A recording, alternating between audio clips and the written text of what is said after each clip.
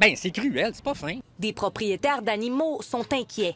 Une dizaine de chats ont été blessés après avoir été tirés par des carabines à plomb à Sherbrooke. On est rendu à 4 plaintes qui ont été déposées au service de police. Il y a vraiment beaucoup plus de cas que ça qui ne sont pas nécessairement signalés au service, mais là, on parlerait d'au moins une douzaine de plaintes depuis le début de l'été. Sur les réseaux sociaux, des photos circulent, comme celle de ce chat atteint tout près de l'œil. Carabine à plomb. Il peut même pas le tuer, le chat, avec une carabine à plomb. C'est rien pour y faire mal. C'est peut-être des jeunes, mais on peut rester surpris. C'est peut-être des personnes plus âgées aussi. Là. Fait que, moi, je dis au monde de surveiller leurs animaux de proche parce que c'est vraiment triste. C'est plate de dénoncer, mais des choses qu'il faut dénoncer. La propriétaire du chat blessé réside dans le secteur Saint-Élie-Rock-Forest.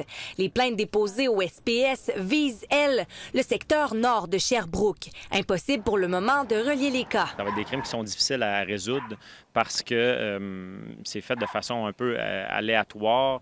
Les gens, leurs animaux sortent pendant plusieurs heures et rentrent après, donc on ne sait pas vraiment où les animaux ont été. Ces gestes de cruauté animale sont punissables par le Code criminel. C'est une infraction qui est codifiée dans le Code criminel, donc c'est une infraction criminelle que de poser de tels gestes. Ça peut même aller jusqu'à la peine d'emprisonnement. La personne qui est déclarée coupable d'une telle infraction est passible d'une peine d'emprisonnement de 2 ans moins 1 jour dans certains cas, et ça peut aller jusqu'à 5 ans dans d'autres cas. Le service de police de Sherbrooke demande aux gens qui pourraient connaître les fautifs de les dénoncer ou à tout le moins de les raisonner.